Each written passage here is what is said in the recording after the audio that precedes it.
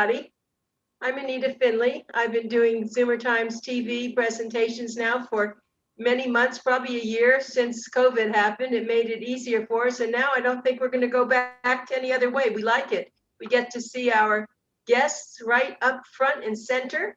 And we have a wonderful guest today. Of course, it's an author who is much more than an author, but that's what he's leaning on now. I'm going to show you his book. It's called Eternal Patrol. When you see the name, you won't have any idea what it really is until you read the book, and I do suggest you read the book. So welcome, Monty Helfgott, Helfgott. Monty Helfgott. Good morning. Thank you. Pleasure being here with you, Anita. Pleasure seeing you again. Yes. You know, you Yes. are a motivator, actually. You know, since I've been down here in Florida, I've written, I think, 3 or 4 novels. I know you have, and we have featured many of them. And you are an interesting writer. You do a lot of woo-woo things. I always call it, you know, things that are kind of like outer space, but not really. Yeah, you can call it, you know, something that might be paranormal or supernatural. There's always that element in there. I throw that in. I find it interesting. And in this book, you know, in Eternal Patrol, it's there also. You know, keep that in mind. Everyone who has read it has said, "Oh my God!" Especially at the end. I'm not going to say anything more. Okay, I'm done. So, what's next? What do you want to know about this book? How it got started? What, you know, people ask me as a writer, how do you know, what's the motivation? What happens? You know, there's got to be some kind of a motivation. I'll tell you what the motivation was for this book. Okay. Just very, very, very briefly, I read an article in the Smithsonian Magazine about the Hundley, which is a submarine that was a Confederate submarine that was operating during the Civil War, and it sank a ship that was blockading Charleston Harbor. But the Hundley and its crew of 8, they all perished for one reason or another. I would imagine they didn't have a very good submarine. And then they recently they found the submarine, and they brought it up, and they found that, you know, all the men that were on the submarine, you know, had decayed to some degree. And then I said to myself, well, what if they went to an alternate universe as submariners? What would that mean? Well, that just began to spark it in my investigation into what it was to serve on a submarine during World War II. So there's your start. There's your motivation. Well, let me just tell you that my husband, who has passed away over the last 3 years, but he was a B-17 pilot, you know, he was brave, and he was nothing, no fear, but he would not go down into submarines. He said that the claustrophobia, he couldn't do it. So there's even sometimes where, you know, you go to a city and they have a Army, Navy, whatever day, and they always have a submarine. He wouldn't go down in one. So that's why when I read your submarine story, I said, oh boy, it's claustrophobic in a way, isn't it? Yes, absolutely. I am somewhat claustrophobic, and I certainly would not want to serve on a submarine. It just would not work for me. So I totally understand, you know, what your husband, you know, thought as well. I couldn't do it. I don't know if I could have even done it sitting in a bomber during World War II. That's a little, you know, contained as well. I think I probably would have been a foot soldier. Okay, a foot soldier. Well, but let me tell you, just recently I reviewed, and you probably saw it in the same magazine where you were featured. It was a story, it brought to me mind when we talked about submarines, and it's called the South Beach at War. And this is when the Air Force, actually, most of them at the first time, they came down to train in Miami Beach. And there were submarines, German submarines, out in the ocean. And you probably knew that. Yeah, I had a lot of spies and submarines that was sinking ships all along the coast. And I think that was the motivation for the development of the intracoastal system that went from Florida all the way up north to avoid I the didn't know that. explosions that sunk a lot of American ships that used to sail up and down on the eastern coast. Yeah. Ah, so that's, in fact, I was thinking about that. I was reading your story and writing the review. I hope people will get the February Boomer Times, because I did write the review. I'll just briefly show this to you. But Monty has been not only he's a friend, but I call him a prolific author, although he does many other things. He has helped a lot of people learn how to write themselves and to do other kinds of things with that whole authorship. But when it comes to his own writing, he is extraordinary. And I told him after reading this a few times, actually, because I was a little confused. It was just so out there. I said, wait, I better go back and check what I'm reading. But I definitely think that we ought to find him a movie producer, screenwriter, somebody. So that we could make this, so a lot of people could share this, because it's a natural to be a movie. Yeah. Well, let's send that good thought out into the universe, and maybe someone will hear it and say, Dr. Monty Helfgott, we want to talk to you about this submarine book. Are you available to talk?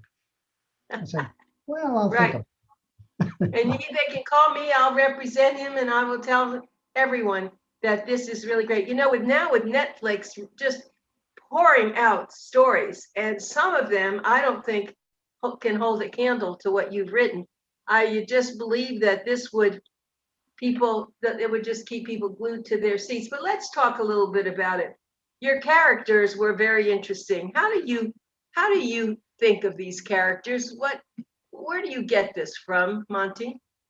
Well, I would say that, my background is in psychology. That's what I did for nearly 50 years. And with all of the research that I did and the work with various clients and patients, I learned a lot about various personalities. And one of the things that I learned is that there are various levels and pieces to people. So you have to always keep that in mind. Some of the characters, the one character in the book, Commander Butcher, is a real psychologically disturbed person, although he is an excellent commander and saves his submarine as best as he could through the treacherous waters that they sailed in the Pacific during World War II. So you had to build into him a little bit of, you had to build in a lot of insanity, actually, because war is a lot of insanity. And it counteracted the goodness of other characters. The main character, whose name is Quinn Austin. He was a boy from the Midwest, and he was a writer. You take parts of yourself and you bring it into your book. So I made him a writer, and he wrote on during his journey. He had a diary, and he recorded everything. And he was also a writer who wrote these 6 fantasy stories. So you bring all of that in. You try to make up a lot of things, but you also bring yourself into it. And I think that's very important. So Quinn Austin is the opposite of Commander Butcher. He is very open and endearing and supportive in terms of real psychological help for the woman that he falls in love with very quickly, Madison, who is the female part of the story. It is a war story, but it's also a story of intense romance. Yes, it is. So during wartime, you don't have that much time to together and romance a person. Things go very quickly. So I had to make it a two-week romance that lasted for eternity. But I loved how the minute he saw her, he knew. that was love at first sight. And she felt the same way. So you're right. It was a real love story there, and we felt very entangled with them. And of course, I will say this, and we're not going to tell you, it is a real surprise ending. We don't. He falls in love with her. She falls in love with him. He's on a submarine, and lots of things happen at the end. And it even involves a motorcycle too, which that's the Harley motorcycle business. Yeah. So it really involves a lot of things, and it's amazing how you were able to just move the characters from here to there to here, and you take us with you. And that's why we had to go back. At least I did say, wait a minute, what happened when they left? And I had to make sure I read it carefully. So Mm. your mind is really quite liquid and fluid. Well, that's where the twist comes in. If you have a really good twist, the reader goes, "Oh my God, what really happened?" I Right. couldn't envision it, but this twist turns out to be a pivotal point in the book, and everyone who has read it already said, "Oh, I never imagined that. This is unbelievable." But the book also asks many questions. It also touches on the area of anti-Semitism, and also the problems of African Americans, and it also touches on people during wartime, how sometimes their worst characteristics come out, and also some of the best characteristics and behaviors come out. So there's a balance there, hopefully, to some degree. And I wanted to inform my readers. A good writer writes to examine the world and look at what's happening, and give something to the reader. So that's the idea of it. Yeah, and you do that so well in all your books. Your characters are very well developed. We've talked about that before. If a book's characters are not believable, it doesn't go anywhere. No, you're absolutely right. And people are, you have to develop a character that has uh, a personality that has various sides to them, and depth and background and thoughts. And fortunately, with my own background in psychology, I was able to develop that. And I have a friend who is also a clinical psychologist, and I would confer with him about a number of points. And he's also been very helpful. And I give him, accolades at the beginning of the book. So, you have to reach out and ask other people what their ideas and opinions are.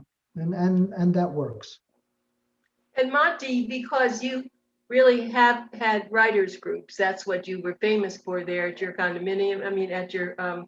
residential community. And you have really created, I know of a few people who, if it were not for you, they may not have written their book. And you certainly did help them. So that puts you on a pedestal in a way. And that even makes it more difficult for you, because now they're looking at what you do, right?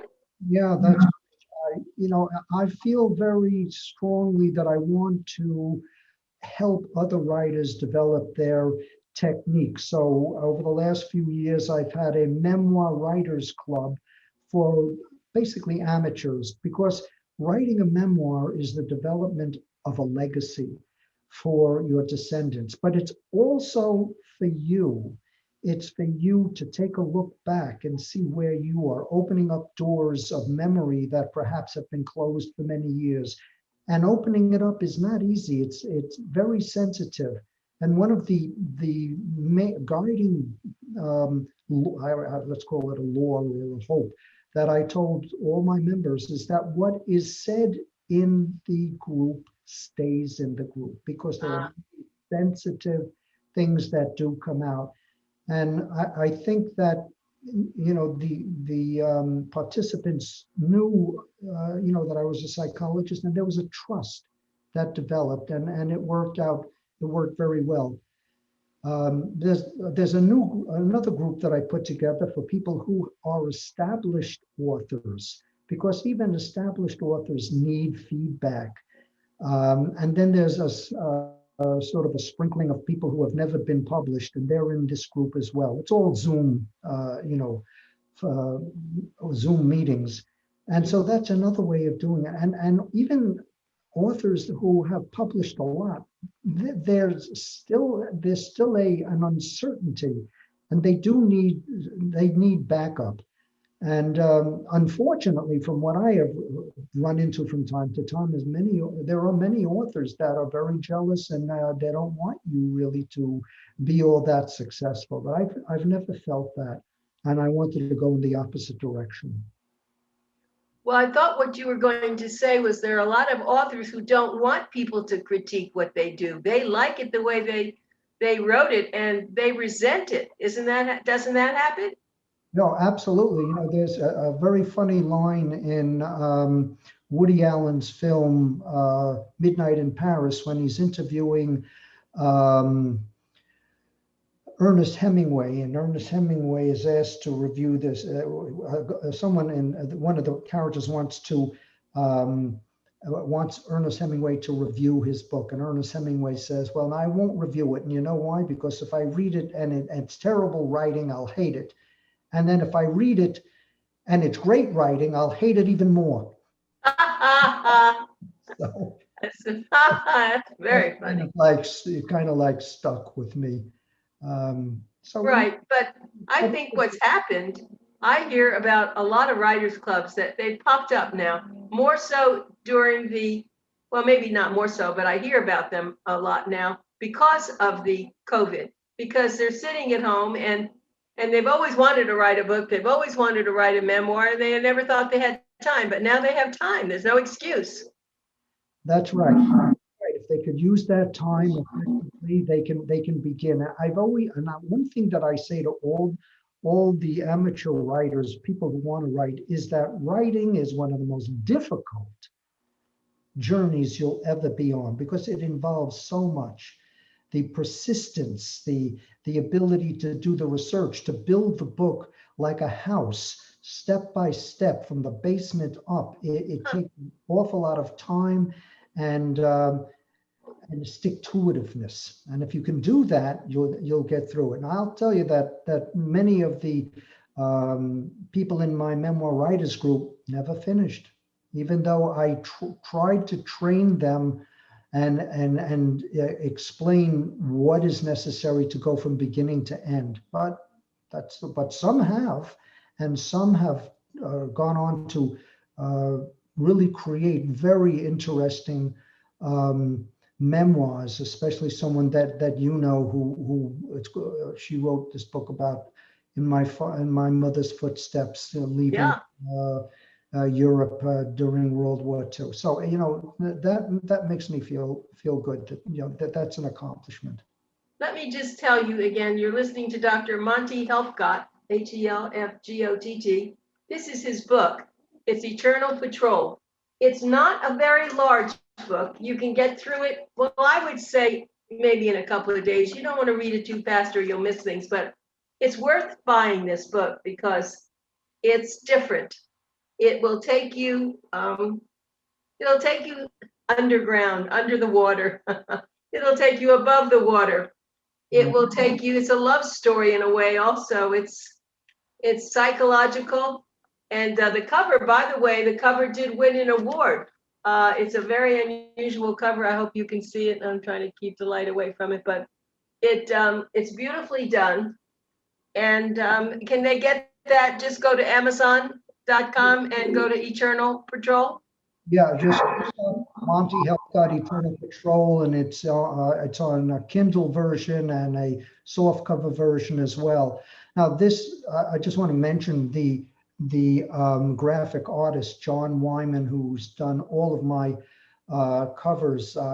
This last cover won him a national award for the best um, graphic artist for writers. And then the state of New Jersey honored him as well as one of the greatest people in their state as a graphic artist. And I've been friends with him for a good number of years. And he's a guy who reads the book first before he even writes or creates anything. And that's, that takes time. So accolades to him. Yes, and you'll see on the cover an amulet. Is that what I would call an amulet?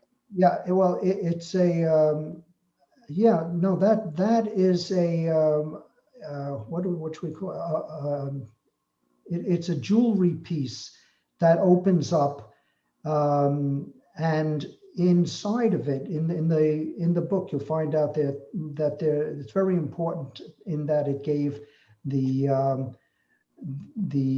main character and Well, it's historical. It has a lot of history. You go back in the history with that whole thing and where it came from and the history of the family, and that was very interesting.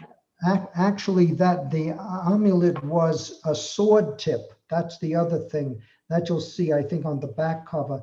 Right. The history of a crusader in the family. A long Irish family who participated in the Crusades in the 1300s. Yes, they were both given to him. The locket, that's the best word, the locket, the love locket, and the amulet, which the main character wears around his neck to protect him. And you believe that it really is protecting him.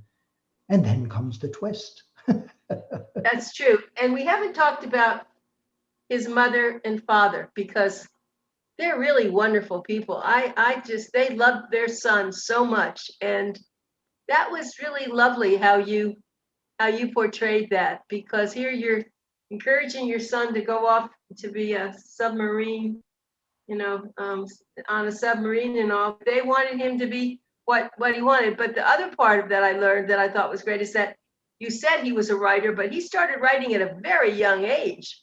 Yeah, he started writing. He was in a car accident at the age, I think, of 15 or 16, and he couldn't do anything else but write. So he wrote 6 novels, adventure novels, and that eventually got him into one of the great Ivy League colleges in New England. And then he went, which is very near the submarine base of New London, and that's how he got connected with the Navy and the submarine. I think the parents wanted him just to stay as a writer, but they supported him in his decision to join in the country in their battle during World War II. The young woman who is the love of his life,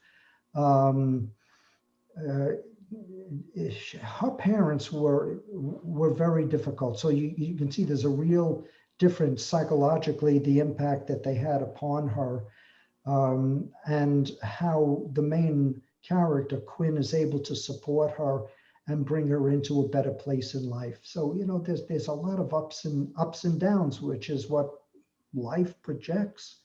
And I wanted to bring that in. The other thing that was important to me within the book was taking a look at longevity,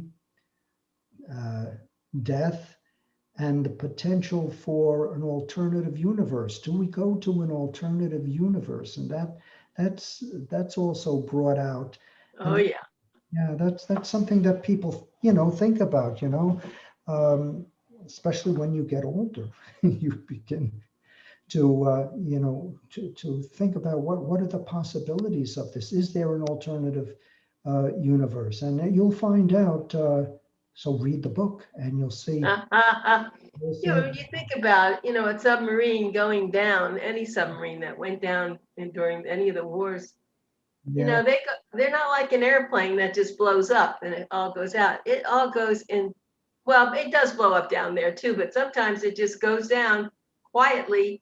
Yeah. Underneath, that's with right. everyone on it, and you wonder what those final moments feel like. But you That- really did. and that's what I wrote about. I know. What the feelings of the main character, Quinn Austin, as the submarine was going down. But even long before that, he and all the other members of the submarine crew, they didn't talk about it too often, but they thought about how terrible that they would be caught in the iron world, Right.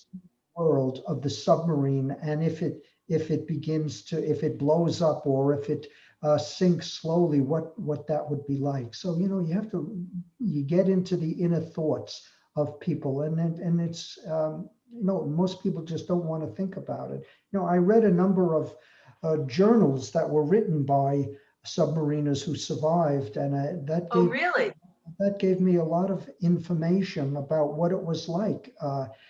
The things that you don't think about, the single one or two bathrooms that exist for 80 men. Can you think about that? Or the food that, Oh, really? There were only a few bathrooms. yeah, two of them, and and the frustration of waiting in a long line. I mean, these are things you don't really think about, or that you don't talk about. And the food that they got was not the best, and they only usually ate about, I think, one meal a day. So there was a lot of very difficult things that were brought out, the reality of being a submariner. Now, I'm sure in today's Navy, the nuclear submarines are a lot different and a lot more hospitable to be, and a lot larger, etc. But during World War II, it was very, very difficult, and that's a weak word even to use for what these men went through. I really wondered, the man Austin was so bright and so full of life. And even though he was, his university was right there, I wondered why he really wanted to do that. His father hadn't been in a submarine. I didn't hear any history. Why did he do that? I never got that. The rationale that I gave for the main character to join the submarine part of the Navy was that he would get firsthand experience in learning what it was to live on a submarine, so that he can write about it. So he did, the realism that he wanted to put into print was one of the great motivations. The other aspect was that he also had a experience and expertise and interest in sonar and radar. So he became the chief sonar sailor upon the submarine. So those were his two of the very important aspects that motivated him to join the Navy and be a submariner. Yeah, that's that. I do remember that now, but I guess because I do feel a fright of it anyway, so I brought that with me to the, why is he doing this, right? But it's funny that you could, not being on a submarine yourself, you actually were there. You were there. You saw it all, and that's what. I mean, it was make believe for me, but for you, it was almost real, and I found that to be amazing. Well, you're absolutely right, Anita. You need to see things in your mind's eye. I call it fantasy capacity based on fact, based on information, so that when I write a scene, I see it before my eyes based on all of the variables that I have gathered, and then I can write it. So it's like a picture that you use in your mind.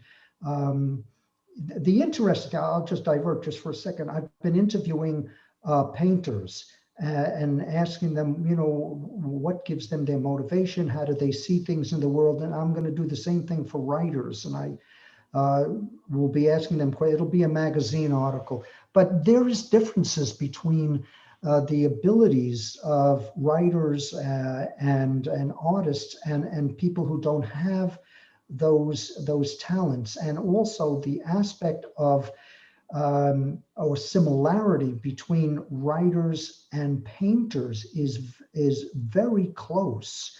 Very close. I've had numerous conversations with artists, and we compare notes, and I say, "Oh, wow, I feel the same way. I have the same way of seeing things." So it's really very interesting. How that comes about, I don't know. Is there a brain difference? Is there?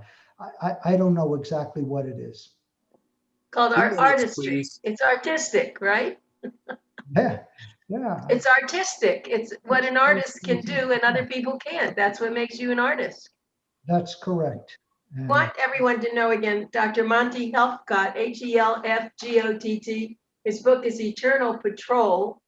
You can get this book, and I suggest you do it. It's a wonderful read.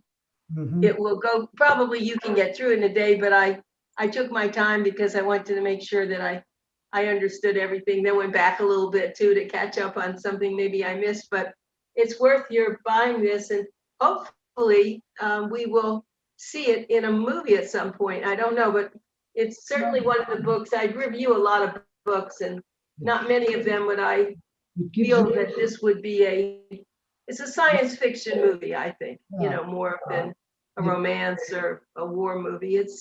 It is science fiction because what takes place, the conversations in the submarine and the ideas that Austin had and all, it's really worth your getting it. So I know that you'll be on with us again, but I hope that, I know you can't sit still. You're helping other people. And I know that you're thinking about your next one. my next book. Ah, The next book, I've been working on it for 2 or 3 months. I don't think I'm going to be done until the summer. It's very, very, and it goes from the gilded era of the 1920s, the Roaring '20s, way up until the 21st century. So well, we're going to save that. So are we out of time? Are we out of time, Yes, ma'am. Dan? We're going to Yes. say what you're doing next time, but we're going to get back to Eternal Patrol. Thank you very much, Monty. It was always a pleasure to talk to you. And hopefully, you're going to have a lot of people wanting to make this into a movie. Yeah, Buy the book first. that's right. From page to the screen, who knows? Anyway, Right. being with you, Anita, always a pleasure. Thank you. Have a- Okay, we'll talk to you again. Very good. Thank Bye, you. everybody. We'll be back with another interview. Okay. Bye now.